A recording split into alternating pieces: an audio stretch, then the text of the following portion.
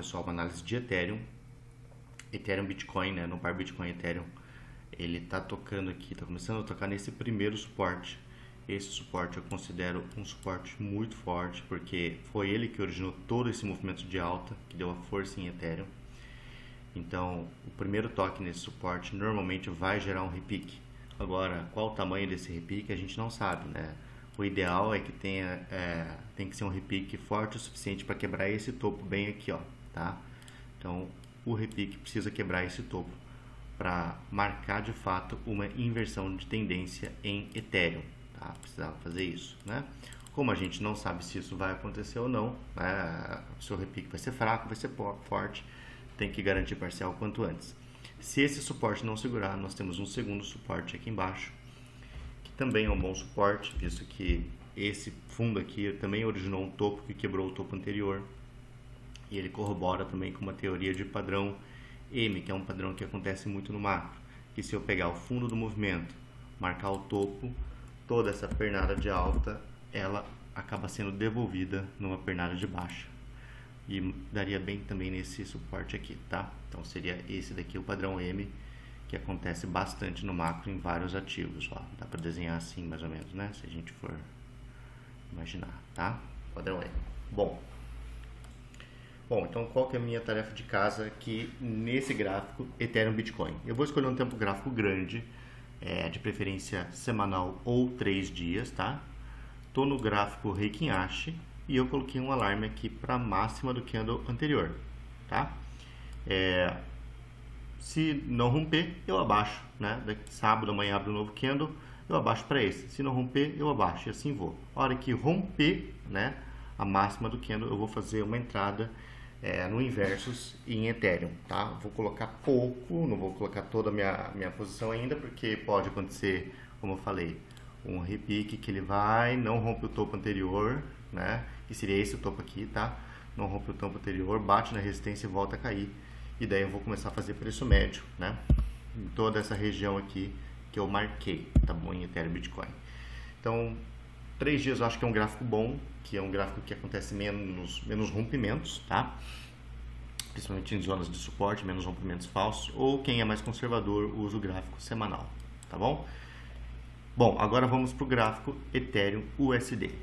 Então, nesse gráfico, primeiro a gente tem que identificar qual que é o range ativo, né? Que é essa estrutura aqui que eu marquei, toda essa fibra, tá? Desse fundo aqui até esse topo. E agora a gente está em um movimento corretivo, tá? Nesse primeiro momento, o principal padrão gráfico é essa cunha, que está marcado aqui, essa cunha, tá? Mas se você tirar o viés do padrão gráfico da cunha ou do canal e for fazer análise de topos e fundos, ele vem fazendo topos descendentes, tá? Então nós temos aqui, ó, topo descendente, tá? Topo descendente e aqui fundo descendente, fundo descendente. E o ativo ele faz um movimento mais clássico de captura de liquidez antes de continuar o movimento de queda, que é esse movimento aqui. Ele entrega uma queda, sobe, lateraliza, gera liquidez, rompe para cima, crava em alguma resistência e devolve, entendeu? Então esse movimento ele pode sim se repetir. Ele vem aqui, gera liquidez, rompe para cima, crava numa resistência e devolve, tá? Então tem que tomar muito cuidado em Ethereum para não ficar muito preso a esse padrão de cunha, tá? Porque pode acontecer um rompimento fraco dessa cunha, né? Pode acontecer um rompimento fraco, ele pode subir, bater nessa resistência aqui, formar um topo nessa região e devolver mais uma queda. E se isso acontecer, nós teríamos aí um próximo topo aqui nessa região, né, de resistência, tá? E formaria então esse canal descendente. Então, o rompimento fraco da cunha formaria um canal e continuaria a devolver, tá? Se ele rejeitar essa região aqui, desse topo aqui, rejeitar e começar a cair, de olho no volume, né, de queda, mas existe muita chance daí de perder esse fundo, tá? A maior chance seria uma perda de fundo sem continuidade de queda, porque nós estaríamos num canal descendente. Então, Ethereum, se não vencer essa resistência, ele vai perder esse fundo sem continuidade de queda e engatar na alta, tá? Fico de olho então nessa região aqui, ó, que é 0.786 de Fibo, tá? E em último caso bem ruim, né? Seria o bottom fishing aqui na casa aqui dos 2.400, 2.300, tá bom?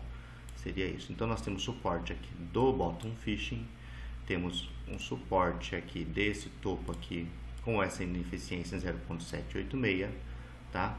E temos o suporte aqui que já foi testado algumas vezes em 0.618, tá? Já foi testado aqui, né? Enfim, então é isso que eu estou vendo para Ethereum. Ethereum tá com uma cara de rompimento aqui, tá? Dessa cunha, ele tá com uma cara, né? Então, já fiz uma parcelzinha aqui. Se ele subir mais, vou fazer uma parcelzinha aqui, tá? E daí vou acompanhar. Se ele devolver, vou colocar o stop no zero, o restante, vai estopar no zero para não ter prejuízo e buscar uma entrada depois. Se Ethereum romper essa resistência, tá?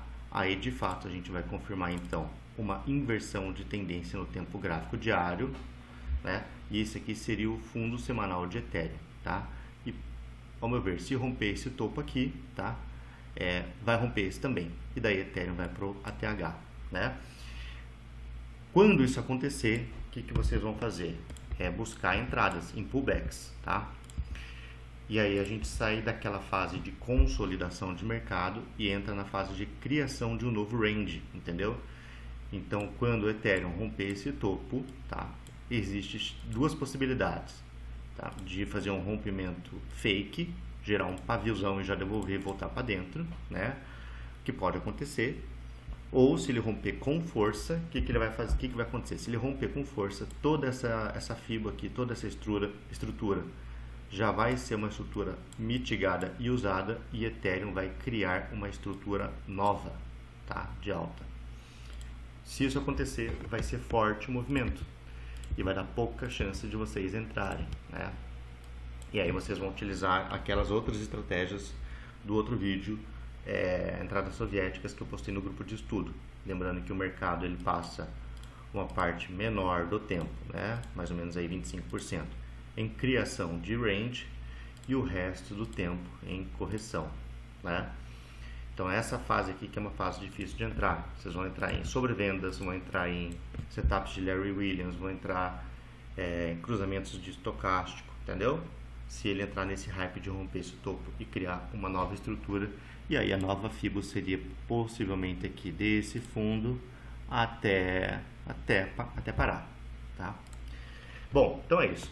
Já deu o cenário Bear e o cenário Bull, né? As possibilidades de Ethereum. Quem está dentro já sabe onde fazer parcial. Quem está fora é bom esperar, porque a gente está em resistência aqui, né? E depois tem uma resistência aqui em cima, então tem que esperar formar um fundo, né? Tem que esperar corrigir um pouquinho, tá? Ou romper de vez para entrar no hype aí do movimento em estratégias de sobrevenda, né? Estratégias de continuidade, tá bom? Valeu, pessoal!